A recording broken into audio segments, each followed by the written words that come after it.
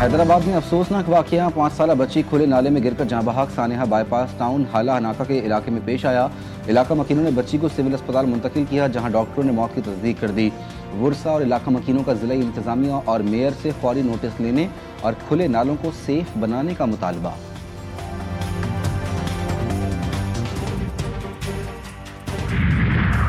Doctor Imran Farooq کو بانی M Q M نے قتل کروا دیا۔ قتل کی ساری تفصیل ہمارے پاس ہے۔ عمران فاروق کو قتل کر کے بانی ایم کیو ایم کو سالگرہ کا تحفہ دیا گیا۔ وفاقی وزیر مصطفیٰ کمال کا بڑا الزام، کراچی میں دھواں دھار پریس کانفرنس، بانی ایم کیو ایم کو ڈرامے باز آدمی قرار دیا۔ کہا ڈاکٹر عمران کی اہلیہ کی لاش پر بانی ایم کیو ایم نے ناٹک شو کیا۔ بانی نے لاش پاکستان بھیجنے کے لیے لاکھوں پاؤنڈ کا چندہ وصول کیا۔ شہداء قبرستان بھر دیا، پوری جیلیں بھر دیں، جوان لاپتہ کروا دیے۔ بانی ایم کیو ایم ہمارے بچے کھا گیا، ہماری نسل تباہ کر دی۔ بانی ایم کیو ایم قومی مجرم اور ملک کا غدار ہے۔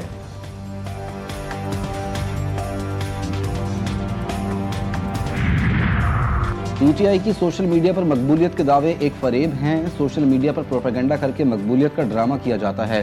بیرسٹر عقیل ملک کی گفتگو، کہتے ہیں پی ٹی آئی کے سوشل میڈیا پر کوئی حقیقی فالوورز نہیں، سوشل میڈیا پر مصنوعی ریچ دکھائی جاتی ہے۔ پی ٹی آئی کی سیاست منفی بیانیے، جھوٹ پر مبنی ہے۔ پی ٹی آئی کی حقیقت عوام کے سامنے آشکار ہو چکی۔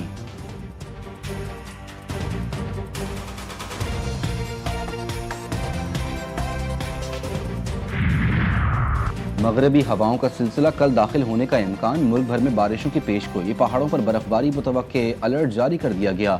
بالائی خیبر پختونخوا اور گلگت بلتستان میں برفانی تودے گرنے کا خطرہ، کراچی میں 30 دسمبر کو موسم سرما کی پہلی بارش کا امکان، سردی کی شدت میں اضافے کی توقع، بلوچستان میں 29 سے 31 دسمبر کے دوران بارش اور پہاڑی علاقوں میں برف باری کا امکان، 30 دسمبر سے 1 جنوری کے دوران خیبر پختونخوا میں بارش متوقع۔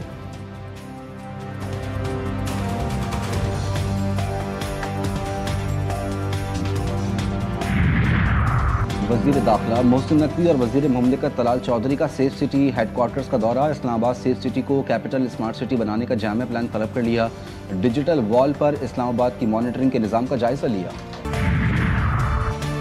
عالمی اسٹریٹجک شراکت داری، پاکستان امریکہ تعلقات کا نیا باب، عالمی جریدے کیرولائنا پولیٹیکل ریویو کا پاکستانی حکومت اور عسکری قیادت کی بہترین حکمت عملی کا اعتراف۔ رپورٹ میں کہا گیا کہ 2025 میں پاکستان نے عالمی سیاست میں دوبارہ اہم مقام حاصل کیا۔ مئی میں پاک بھارت کشیدگی نے پاکستانی دفاعی صلاحیت اور ساکھ کو مضبوط کیا۔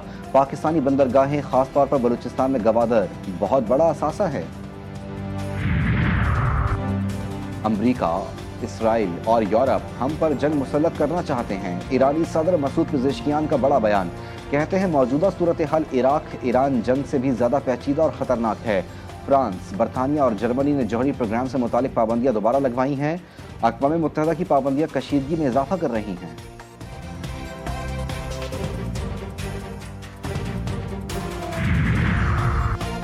بھارتی عوام کا اپنے ہی ملک سے اعتماد اٹھنے لگا۔ بھارتی وزارت خارجہ کے مطابق H1 ویزا انٹرویوز اور اپائنٹمنٹس میں شدید تاخیر، بحران نے متاثرہ افراد اور ان کے خاندانوں کو شدید متاثر کر دیا۔ ماہرین کے مطابق بیرون ملک مقیم بھارتی شہری بھارت کو اب اپنا گھر تصور نہیں کرتے۔ پاکستان سمیت 21 مسلم ممالک نے صومالی لینڈ کو تسلیم کرنے کا اسرائیلی اعلان مسترد کر دیا۔ اسلامی تعاون تنظیم اور 22 ممالک کے وزرائے خارجہ نے مشترکہ اعلامیہ جاری کر دیا۔ خطرناک نذیر، عالمی امن اور سلامتی کے لیے سنگین خطرہ قرار۔ اعلامیہ میں کہا گیا کہ ریاستوں کی سرزمین کے حصوں کی نام نہاد آزادی کو تسلیم کرنا ایک انتہائی خطرناک نذیر ہے۔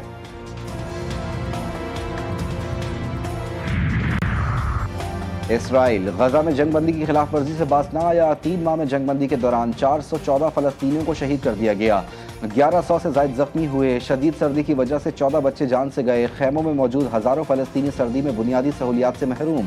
اسرائیل کے شہر تل ابیب میں سینکڑوں افراد نیتن یاہو کے خلاف سڑکوں پر نکل آئے۔ مظاہرین کا 7 اکتوبر کے حملے کی تحقیقات کا مطالبہ، کہا نیتن یاہو 7 اکتوبر کے حملے کی تحقیقات سے بچنا چاہتے ہیں۔ نیتن یاہو کی پالیسیوں سے اسرائیل غیر محفوظ ہو گیا۔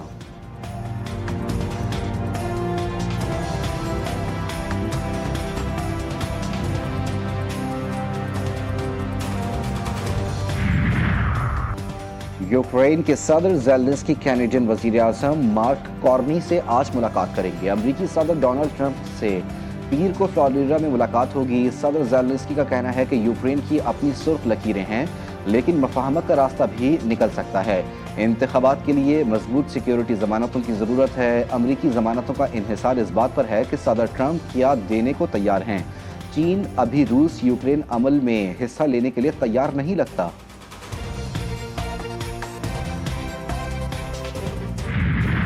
امریکہ کی شمال مشرقی ریاست میں برفانی طوفان کی زد میں سڑکوں پر کئی انچ برف کی تہہ جم گئی۔ نیو یارک سٹی کے سینٹرل پارک میں 4.3 انچ برف ریکارڈ۔ برف باری کی وجہ سے حد نگاہ کم، 2100 سے زائد پروازیں منسوخ۔ نیو جرسی میں ایمرجنسی نافذ۔ نیشنل ویدر سروس نے نیو یارک اسٹیٹ اور کینٹکی طوفان اور موسم سرما کے طوفان کی وارننگ جاری کر دی۔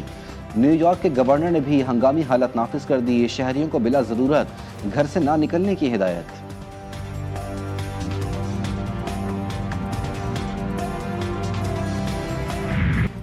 اور نشاستہ اور گلو، معمولی سی محنت اور سجنے سنورنے کے لیے زیورات تیار۔ کوئٹہ کی شمائلہ کے ہاتھوں سے بنا گھریلو سجاوٹ کا سامان اپنی مثال آپ۔